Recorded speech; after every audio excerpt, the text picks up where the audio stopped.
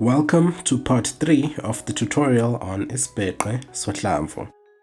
Today we will be discussing how fricatives work in Isibheqe.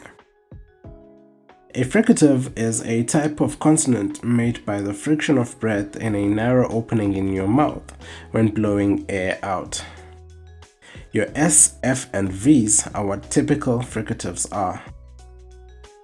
Every fricative belongs in one of two categories: voiced and voiceless. Let's look at these two consonants, the S and the Z. These two consonants are exactly the same sound. You put your tongue and mouth in the exact same position when making either of these sounds. The only difference is that one of them uses your voice and the other does not. The other consonants that have this connection are the F and the V, the sh and the ja, the tla and the dla. So what's the point of me telling you all this? Well, the answer is simple. The English alphabet treats these consonants as different entities when they really aren't, which forces you to memorize more consonants than you need to. Isibheqe has a really elegant solution to this. If you have a consonant and you want to add voice to it, all you do is put a straight line in the middle of your vowel triangle, and that's it. That's how you turn an S into a Z. This is the symbol for the S consonant in Isibheqe. It is an arc inside the vowel triangle on the upper edge. Again, like we discussed in previous videos, the consonant will rotate with the vowel, like in this example, si, sa, so. The counterpart to the S is the Z. This is the symbol for the Z. It's just the S consonant with a straight line in the vowel triangle to denote that this is a voiced consonant.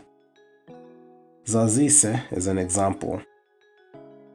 Another example would be the word msize. Next is the symbol for the F consonant. The same rules apply as usual. An example would be the word FIFA. This is also an F sound. There is a difference between the two, but my ears can't tell the difference. But in case you come across it when reading, just know that it is also an F sound. The counterpart to the F is the V. This is the symbol for it. Again, it's just an F consonant with a straight line in the middle of the vowel to denote that this is a voiced consonant. An example is the word veza. Next is the symbol for the sh consonant. Same rules as usual. An example would be the word shisa or sheshisa. The counterpart to the sh is the ja, and this is the symbol for it. Again, it's just the sh consonant with a straight line in the vowel triangle to denote that it is a voiced consonant.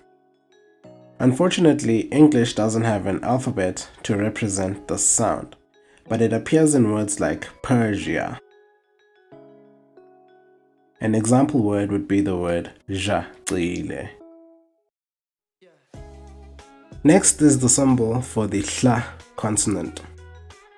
Same rules apply as usual. An example would be the word hlala or umhlanga. Its counterpart is the la consonant, and this is the symbol for it.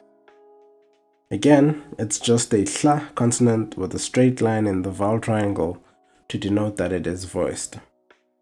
An example would be dlala. The next consonant is the kha. Again, the English alphabet doesn't have a dedicated letter for this, but it's usually represented by an R in Zulu or a G in Afrikaans. An example is the word khala. You can also voice it, but personally, I don't think it makes a difference. But an example would be iroro. Finally, it's the H or the ha consonant.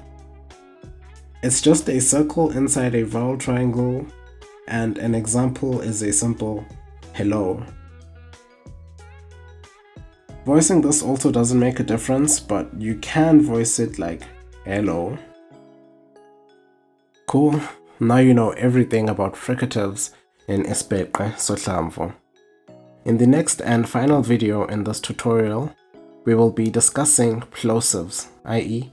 your P's, B's and T's. You'll find that they mostly have the same characteristics as fricatives, but have an extra rule that comes with them. We will also be discussing clicks, so we will be having lots of fun with those. Thank you for watching and see you next time. Links for recap material will be in the description below.